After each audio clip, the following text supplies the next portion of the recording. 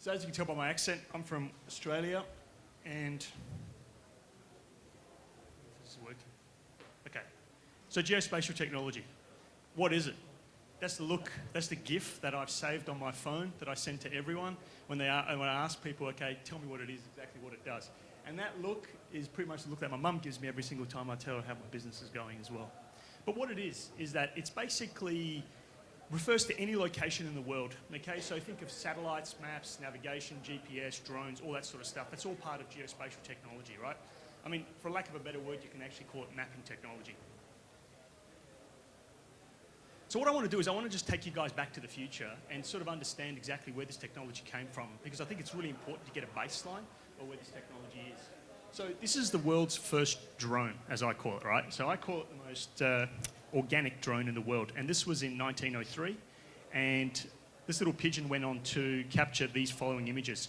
Now, forget the fact that they're black and white, but if you actually can look on the detail, you can see bricks on the road, you can see windows quite clearly, and this is 1903, right? So this is the technology we had back then.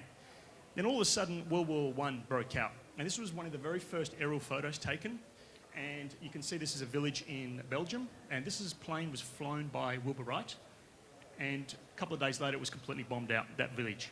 So this was the nexus and the turning point for this technology to go to military uses, okay? And obviously the Second World War happened, and this is 1946, October, of a captured V-2 rocket that the Americans captured from the Germans, and this is the very first photo of the Earth from outer space. But in that next 60 years or whatever it was called, it was a lot of technologies and advances were made in mapping technology, and we went all of a sudden from that to this in 2005. I always like to tell people that Google Maps is an Australian product because it was started by two Australian brothers, right? Actually Danish Australians, I should say. But this very first screenshot of 2005 in Google Maps, you can see that there is no South America. Canada and Caribbean and Mexico were not even mapped, okay? And what was amazing for me when I first looked at this photo was I realized to myself, one of the very first things that you did when you looked at Google Maps or Google Earth was zoom into your own house. So all of a sudden what was applicable from a government point of view or a highly specific industry point of view, you could get access to it. And here it is today, Google Maps. So it's obviously evolved.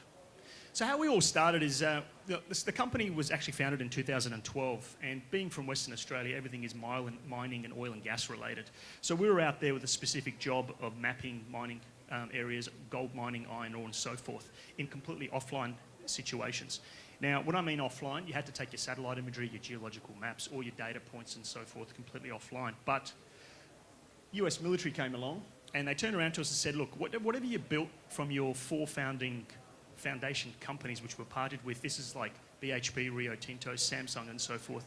They said, we want you to build a system for us that allows our Army and Marine guys to go completely offline in a situational awareness environment. So we pretty much closed everything down for almost 2 years and started focusing on this particular system. Now this is all these photos except for the top one in Syria, which is the colourful one, is real life adoption. So that's an example of an IED explosive area in northern Iraq being dismantled using this software, and that's a US Army guy using it in Hawaii as well. So this software is already built, it's been deployed, and the previous panel was talking about blockchain. US military's been using blockchain since the late 1990s. In fact, DoD's got a token-based system. They call it the credit system for maintaining metadata on their blockchain, and they've been using it even before this ICO craze actually happened. This is the only screenshot that I've been able to get declassified for the US military, and this is it's basically a test run from the Predator drone, and this is showing a couple of guys testing it in Nevada, and this is going through our mapping system, and they're trying to put a kill shot on a car. Obviously this is fake, but this is the only one I've been able to get away with. What happened with us was that we're very, very lucky. We attracted, after our work with the US military, we attracted a world-class leadership team.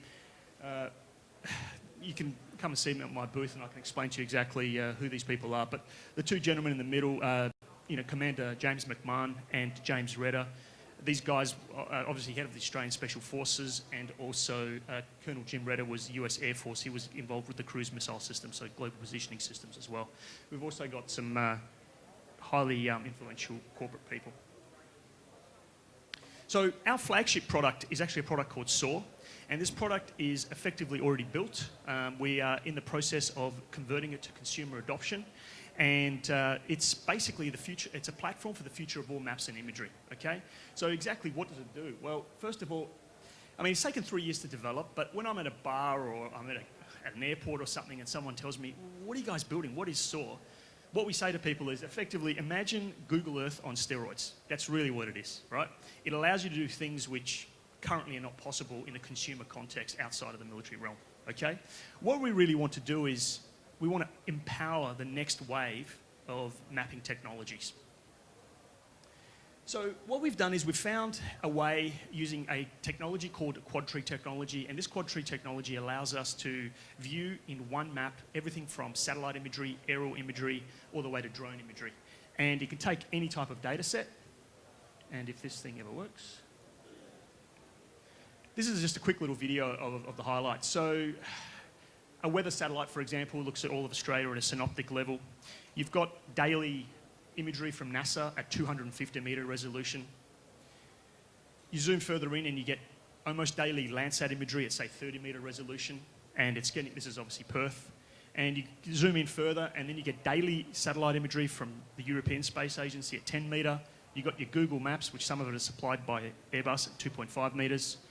And then there's the aerial as well. Now, the aerial is at 5 centimetres, and then you keep going, zooming in, zooming in, and zooming in, and then you get to the drone level, which is actually sub 5 centimetre. And you'll see this sticker that I'm holding, or was holding, on the ground there as well. And actually you can see a dollar coin holding it up as well, because so it hasn't blown away. So this technology that actually allows us to happen is called the quad tree tech. It's got a lot of applications in mining, farming and so forth, but we're finding more and more uses for it every single day. We're not a competitor to Google. There's obviously a bunch of reasons why we're not, but one of the biggest examples is that our map is completely changing. It's living, it gets updated every single day. It's searchable, so if you turn around and go, give me satellite imagery for my farm in Borneo, for example, on August the 30th, 2011, the data 9 times out of 10 already exists and it's already processed, sitting there. It's siloed. Google Maps is at 8-bit fidelity. Ours is at 32-bit. In fact, we're working on a 64-bit fidelity as well for some of our drone content. The product is actually, the beta version of the product went live in October, and this is an example of the product being used as well. We've got a global satellite feed from European Space Agency feeding in. We've just updated a live weather system into the product as well. So the product actually works. It's completely free. You can go in there and muck around with it. And all we're doing, like I said before, is de-skinning it from a military capability. There's a lot of revenue opportunities, and I can go through this at the booth with those that are interested, but mostly based around subscription models. There's also a commission model, but also our end game, which is what I'm getting excited about, is an API. So building this API and giving it to other organisations to do really cool, amazing things with it. The market is heading towards maturity at the moment. So in the next probably 10 years, we're going to see a massive use of geospatial technology being seamlessly integrated. And what's really exciting about it is already we've partnered up with organisations which are from so many different varied backgrounds. I mean, personally, my favourite one is this one called Panthera. Not the rock band. This is Panthera, the global big cat conservation group out of New York City, and they're using this technology to track cheetahs in Iran, leopards in Zambia, and tigers in I think it's Bangladesh. We've been very, very lucky enough to have partnerships with IBM, obviously DoD as well, and these are all verified. We've got certificates to prove that we've got these partnerships as well, and we're slowly onboarding more and more use cases as well. I'm also particularly excited about what's going to be happening with companies such as Alcoa and BHP. We don't call ourselves a startup, we call ourselves a speed up, and we've got a goal, a clear goal of 12 to 18 months with the leadership team that we've got. We really want to get out there and build and then monetize our consumer offering.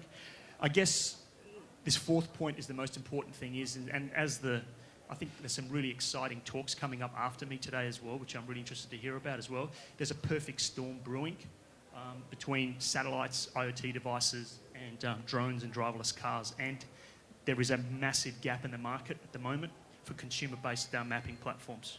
There's my buzzer, almost done.